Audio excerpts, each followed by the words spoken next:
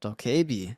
Dokkaebi are squat, moss-green goblins with rusty fangs and eyes like hot coals. Their skin is always damp with someone else's blood, half war paint, half trophy, and they reek of wet copper and burnt pine. In one hand, they grip a bangmangi, a spiked club that can spit out gold bricks, rip open a thunderstorm, or whirl a living hornet tornado out of thin air. The other hand usually clutches a gourd of rice wine, because these gremlins party and pummel in the same breath. Dokkaebi live for games, riddles, wrestling, rock, paper, scissors, even guessing how many heartbeats you have left. Win, and they cackle so hard that coins, jewels, and jade fall from nowhere, showering your boots. Lose, and they re-roll you as tonight's headline act.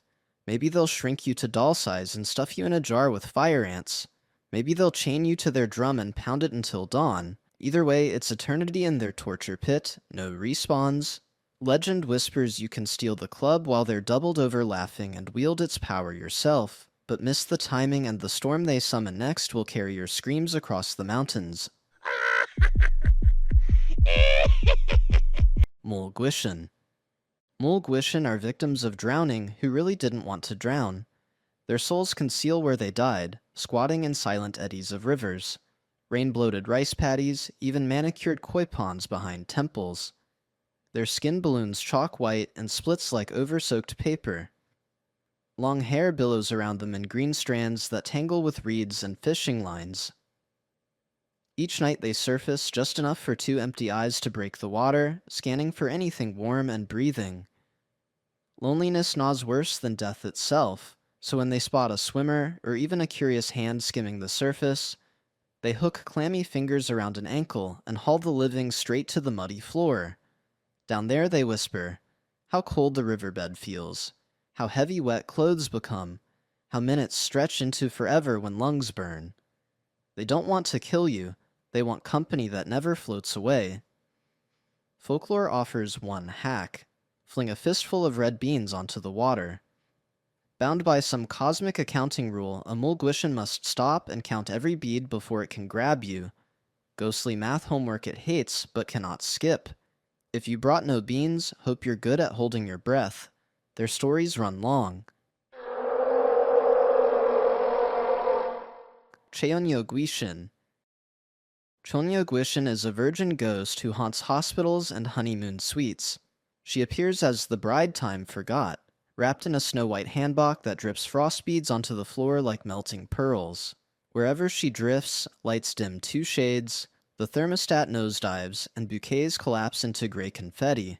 She glides to your bedside, or stands at the edge of a honeymoon bed, head tilting like a music box doll, and breathes a single question that fogs the air between you. Will you love me? Whisper yes, and her lips ghost over yours, siphoning every calorie of heat until marrow ices and your pulse hushes to 0.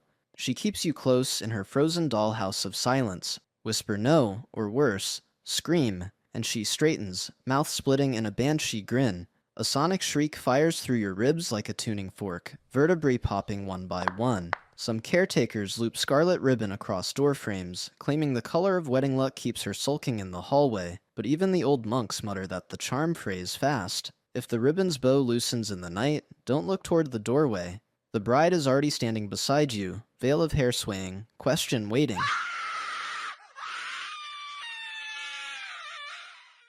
Chuksin. Chuksin started as a house spirit who kept latrines clean. Jealous of her kitchen goddess sister, she trashed the place and was sentenced to haunt bathrooms for the rest of time. 1,000 years of sewage and loneliness fermented her into a nightmare. Skin mottled the sick green of toilet tank mold, eyes the murky yellow of standing water. A single braid grown impossibly long, 60 cursed strands, each one carrying a separate disease. The hair slithers like a nest of vipers, lashing out with typhoid here, dysentery there, just to watch victims double over. Chuksin loathes anyone who barges in without respect. She gouges porcelain with claw tips the color of old rust, tagging the stall walls like graffiti that bleeds. The moment a door bangs open, she surfaces from the gloom, braid coiling around ankles, throat, wrists, dragging the offender toward the bowl for an unsanitary baptism. Survivors? Few. Come away coughing up slime and secrets of the sewer. Grannies across Korea still chant the ritual. Knock 3 times, apologize once. Flush twice, never peek between the hinges. Skip a step and the bathroom light will flicker. Water will ripple in the basin, and a wet braid will snake across the tiles, searching for an apology too late to matter.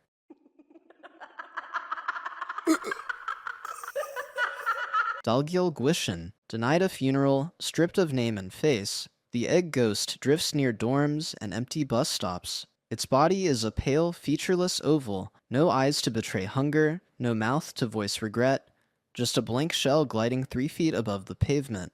Streetlights dim as it passes, as if refusing to shine on something that never quite made it into the world. It carries a chill that smells of wet chalk and forgotten homework, a warning most students miss until the last second. Neighborhood lore says it hunts for identity the way other spirits hunt for blood. Hold its gaze, and the paperwork of your life begins to rot. Driver's license erases, yearbook photo blurs, even your username logs out for good. Friends wake up unable to recall your face. Family calls your number and hears static. To fend it off, elders nail small mirrors to lamp posts. If the ghost can't see itself, it drifts away confused. But smash the mirror, or step between glass and ghost, and it gloms onto you like wet plaster.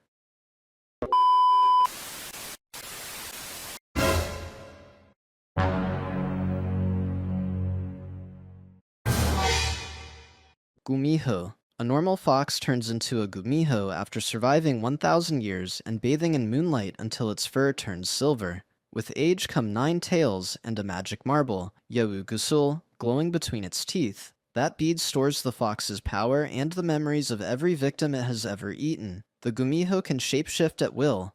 Perfect influencer, lonely schoolgirl, missing boyfriend. Whatever lowers your guard fastest. It smells human hearts the way sharks smell blood. The closer it gets, the sweeter you taste. Folk doctors say a gumiho needs 100 fresh livers and hearts to lock its shape and become fully human. Others claim it can turn good by keeping that bead pure for 100 days. Problem is, hunger always wins around day 3. Weak points? Dog blood scorches its skin, and if you snatch the gusul mid-kiss, the fox collapses like a drained battery. Most thieves die before their fingers touch enamel.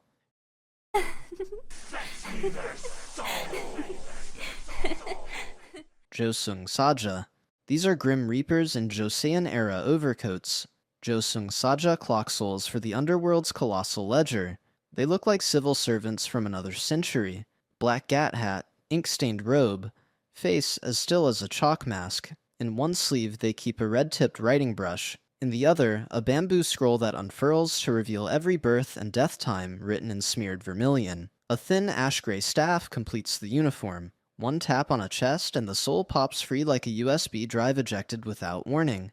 Josung Saja are bureaucrats, not bullies. They greet you with a shallow bow, note the time, then usher you toward whatever portal is scheduled. Bridge of mirrors, river of coins, charcoal tunnel that smells of burnt rain. If you offer a cigarette, a shot of soju, or a well-turned poem, they might flip open a side ledger labeled grace period and pencil in 5 extra minutes. Use them wisely. The Reaper will be back to the second. Try to bribe them twice, run, or hide your ID, and they record attempted evasion in crimson beside your name, earning you a longer queue in the Afterlife's complaints department. Your soul is mine. Jangsan Belm. From the fog of Busan's Jangsan Mountain stalks a white, long-limbed predator. Body like a starved tiger, arms like spider legs. Local legends say it learned to mimic voices after devouring every hunter, tourist, and lost hiker who ever screamed in those valleys.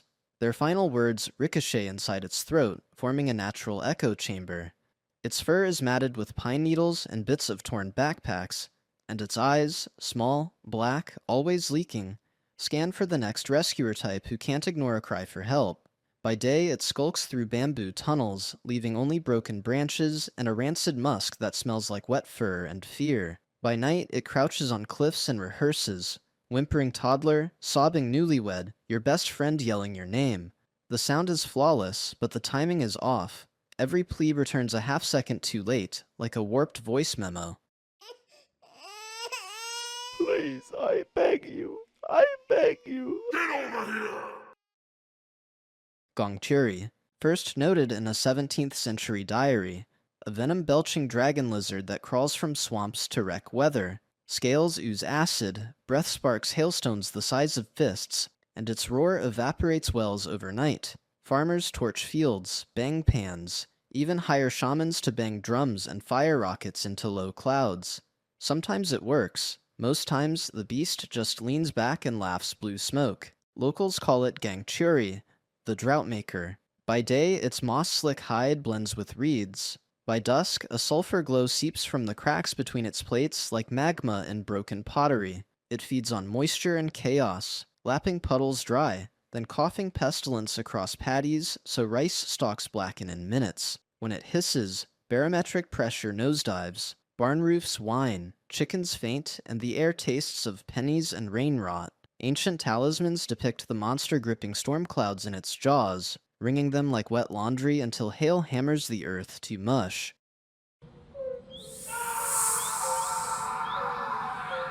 Bulgasari.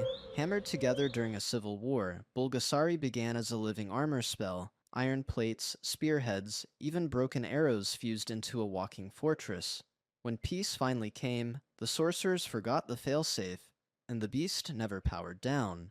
Now it stalks forge towns and battlefield ruins like a metallic scavenger dog, sniffing iron the way sharks scent blood. Blacksmiths swear its gut is a roaring blast furnace. You can hear charcoal crackle inside its ribs, and every belch leaks sparks that brand the cobblestones. Bulgasari's diet is anything ferrous: anvils, door hinges, entire train couplings, and the more weapon-grade steel it eats, the hotter its core burns. Strike it with a sword, and the blade dissolves into glowing rivulets that slide straight into its maw. Crossbow bolts pull themselves from quivers, nails wriggle out of timber frames. Even pocket change rattles free and zips toward its jaws like hypnotized fireflies. Monks once tried bribery, pelting it with rice cakes. Legend says grain gums up the gears in its belly, if you can loft the offering past those smelter-hot teeth before it melts. Most monks retire with toasted eyebrows and a newfound respect for plastic utensils.